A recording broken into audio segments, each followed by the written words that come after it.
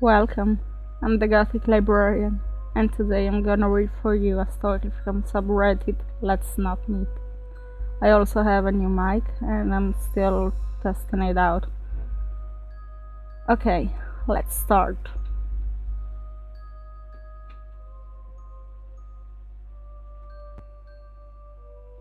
This is probably way longer than it needs to be, but I thought I'd share.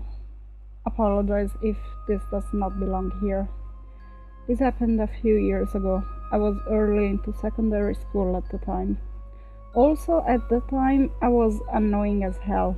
I wasn't popular, and I'd be the target of mockery and occasionally stuff like having my back slapped by people walking past me.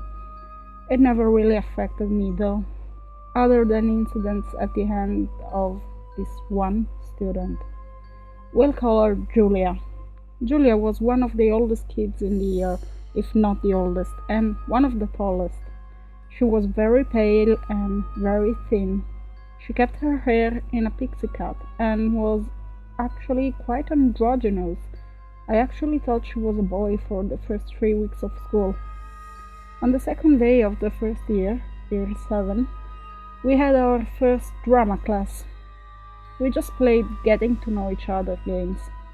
Julia didn't partake in much unless it was mandatory, which didn't give me much clue to her personality. At this point, to me, she was just another classmate. The class ended up sitting in a circle, going around to each person asking their favorite word. All just generic terms or names. Some of the class clown types cracked jokes. When it came to Julia, she just said, "Murder." Much of the class laughed, but she wasn't laughing. She showed no indication of joking at all, for that matter. She just looked at the floor in the middle of the circle.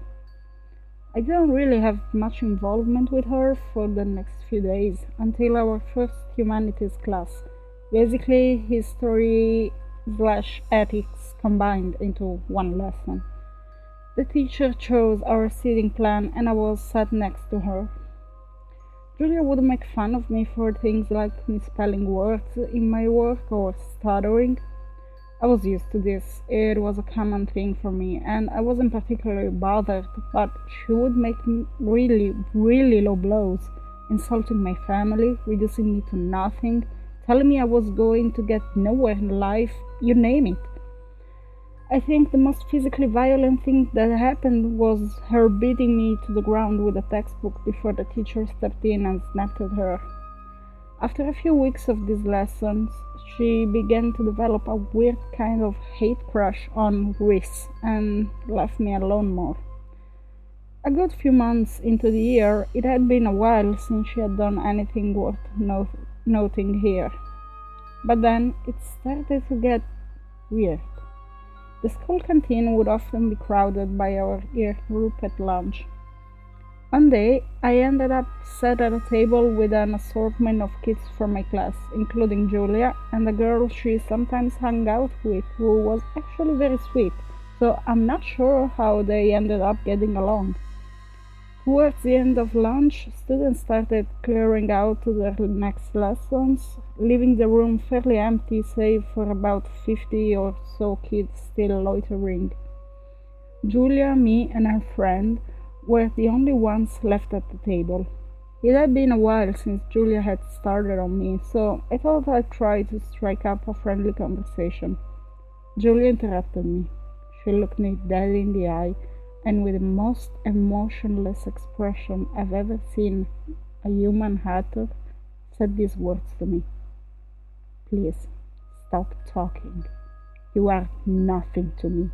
Your parents don't care about you, and you're going to die cold and alone.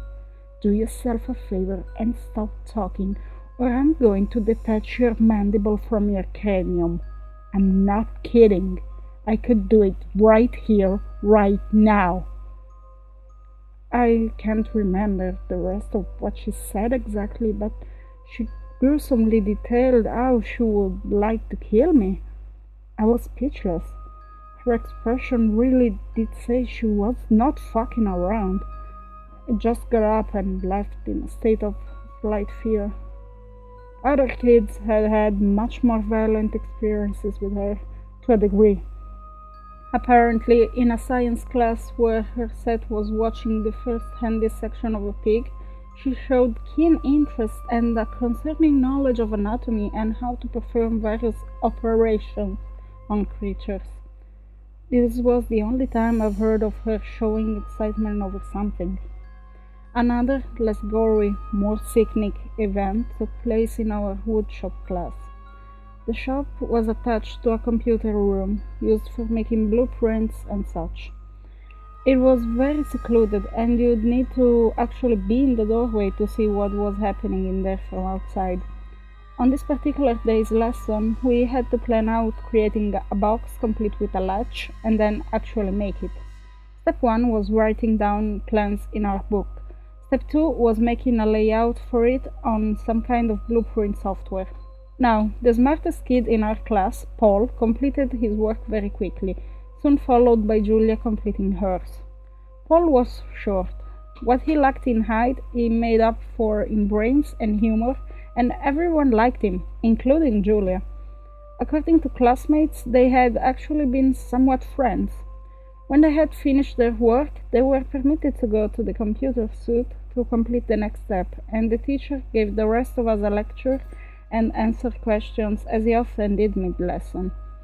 I'm not sure how long Julia and Paul were in there for, but I do know from what I had observed and school gossip, Julia may have actually sexually assaulted Paul in this time, which may or may not have involved physical force being inflicted upon him. All I know for certain is they weren't friends after this. I can't remember how this next event cropped up exactly. It had been a few months since the incident with Paul. I had somehow figured out Julia's Tumblr URL, which contained a lot of normal stuff, posts about shows and what's now called aesthetic or something. I've not used the site in a while. I ended up browsing blogs she commonly reblogged from, and ended up finding one of her friends who reblogged from another different blog with a similar typing style to Julia, so I went to check it out. What I found horrified me. The layout of the page was generally dark, other than the images. The first few on the top of the first page were fairly normal, save for a little weird.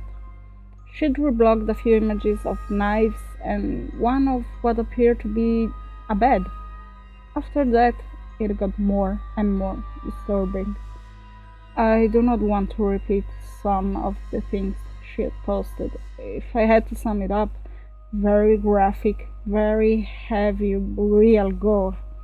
A few personal posts confirmed it was her. She mostly spoke about how much she hates people and how she wants to hurt others. I don't think much happened after that. I continued trying to avoid her. And then one day she just kind of disappeared. I don't know if she dropped out of school or what, but she stopped showing up. No one really knows what's going on. According to one of the few people she was semi-close to, last they heard was she was in really heavy counseling. People were suspecting she had been or was being abused at home, but no one could really be sure. A while after, someone who knew a family member or something was saying that the last they heard was that she was under questioning by the police for possession of child pornography or something similar. It fucking punched me in the gut to hear. I may be squeamish, but it really made me sick and sad. It's been over a year since I've seen her in person, but her creepy-ass behavior never fails to scare me. I hope she's not hurting anyone, wherever she is now, and gets whatever help she needs. It kind of scares me to think I would be sat next to someone who was capable of something so sickening. So, Julia, let's not meet. Thank you for joining me, and I will see you next time at my next public reading here at the Gothic Library. Bye!